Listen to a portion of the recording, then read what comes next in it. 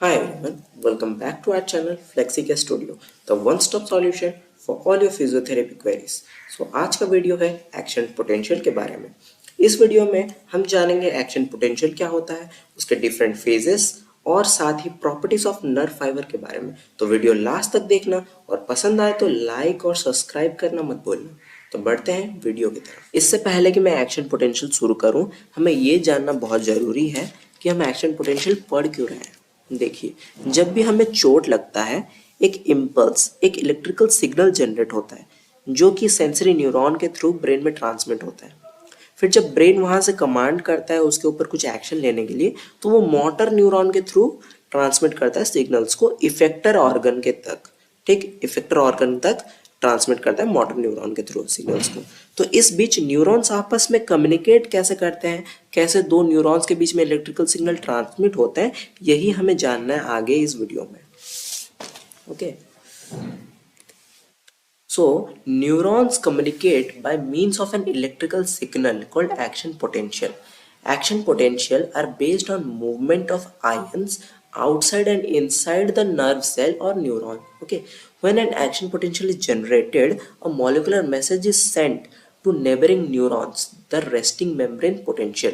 That is resting membrane potential. जब भी action potential generate होता है तो आसपास के सभी न्यूरॉन्स के पास एक रेस्टिंग मेम्ब्रेन पोटेंशियल जाता है जो नर्व फाइबर के लिए -70 या फिर -75 मिली वोल्ट होता है और मसल्स के लिए अप्रोक्सीमेटली -90 मिली वोल्ट होता है। नेक्स्ट है properties of nerve fibre.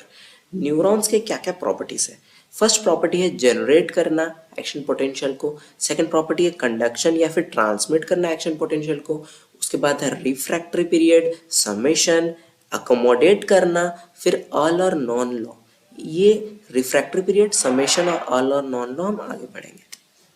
Next है definition of action potential. It is defined as the brief sequence of change which occurs in nerve membrane potential following excitation. Electrically excitable cells, nerve and muscle generate action potential. हमें पता है हमारे human body में दो ही type के ऐसे sales हैं जो कि इलेक्ट्रिकली एक्साइटेबल होते हैं, वो है नर्व या फिर मसल्स। ठीक है, this change in membrane potential is due to disturbance in the ionic equilibrium across the cell membrane. ठीक है, नेक्स्ट है phases of action potential. First phase है resting membrane potential, second phase है depolarization, third phase है repolarization और fourth phase है hyperpolarization. So what is resting membrane potential? The potential difference or voltage existing between inside and outside the nerve membrane when it is at rest is called resting membrane potential. When the neuron is at rest, जब neuron rest पे है, the concentration of sodium which is positive in nature is higher outside the nerve cell.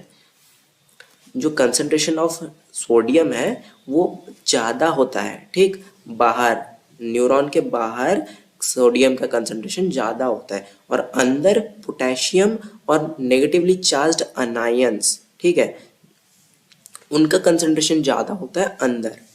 तो बाहर concentration ज़्यादा होता है sodium का और अंदर कंसंट्रेशन ज़्यादा होता है नेगेटिवली चार्ज्ड प्रोटीन्स का जो कि अंदर होता है। ठीक, तो the resulting separation of electrically charge particles give rise to electrical potential difference. Okay, एक पोटेंशियल डिफरेंस जनरेट होता है अक्रॉस द मेम्ब्रेन, मेम्ब्रेन के चारों तरफ एक पोटेंशियल डिफरेंस जनरेट होता है जिसको हम बोलते हैं रेस्टिंग मेम्ब्रेन पोटेंशियल, क्योंकि उस टाइम पे न्यूरॉन्स रेस्टिंग पोजीशन पर रहता है। ठीक, और उसी एक्साइटेबल स्टेट को हम पोलराइज्ड स्टेट भी बोलते हैं। यहाँ पे एक मिस्टेक हो गया है, typing mistake. Resting membrane potential of muscle होता है -90 मिली वोल्ट, ठीक, नर्व के लिए होता है -70 मिली वोल्ट। मैं इसको चेंज कर देता हूँ।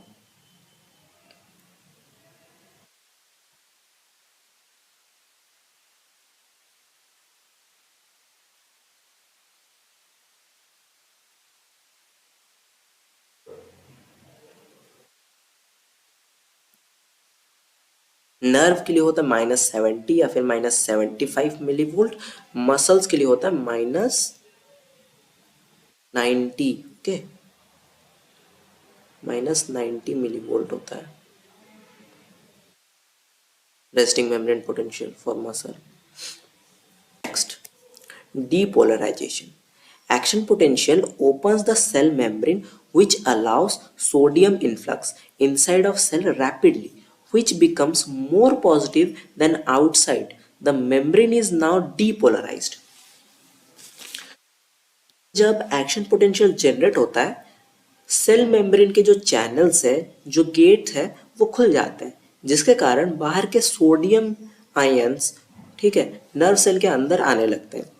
ऑलरेडी पहले से पोटेशियम अंदर था ही, अभी फिर से सोडियम अंदर आने लगा. इसके वजह से सेल के अंदर जो पॉजिटिव चार्जेस का कंसंट्रेशन है वो बढ़ जाता है. ओके, इसी चीज को हम डीपोलराइज्ड स्टेट बोलते हैं. This depolarization travels down the axon as leading edge of action potential. Next is repolarization. After depolarization, potassium ions move out of the cell membrane, restoring the interior of the cell with negative voltage. This is repolarization. Depolarization के बाद अंदर के जो positive charge के concentration को कम करने के लिए पोटेशियम बाहर चले जाता है, जिसके कारण अंदर नेगेटिव चार्ज के प्रोटीन के वजह से नेगेटिव चार्ज का कंसंट्रेशन बढ़ जाता है. इसको हम रीपोलराइज्ड स्टेट बोलते हैं.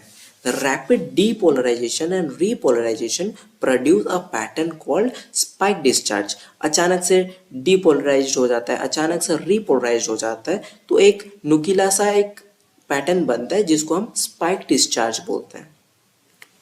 Next is hyper repolarization. Repolarization leads to a voltage below the resting potential called hyperpolarization. Hyperpolarization में क्या होता है कि ज़्यादा पोटेशियम आयंस बाहर चले जाने के वजह से नॉर्मल रेस्टिंग मेम्ब्रेन पोटेंशियल के नीचे भी चला जाता है पोटेंशियल डिफरेंस. ठीक है, इसी चीज़ को हम हाइपर रीपोलराइजेशन बोलते हैं. Now the neuron cannot produce a new action potential. This is refractory period. अब रिफ्रैक्टरी पीरियड क्या होता है हम आगे देखेंगे. Next, propagation of action potential. Communication of information from one neuron to another neuron takes place due to the propagation of action potential. Action potential propagates more rapidly along myelinated axons than unmyelinated axons in response to electrical stimulation. Generating action potential occurs. तो myelinated जिनके ऊपर myelin sheet present होता है उन पे action potential ज़्यादा fast transmit करता है as compare to unmyelinated.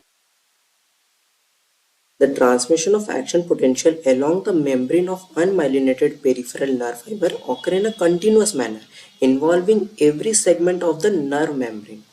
In myelinated nerve, axon saltatory conduction at nodes of Ranvier in myelin sheath which surrounds the nerve.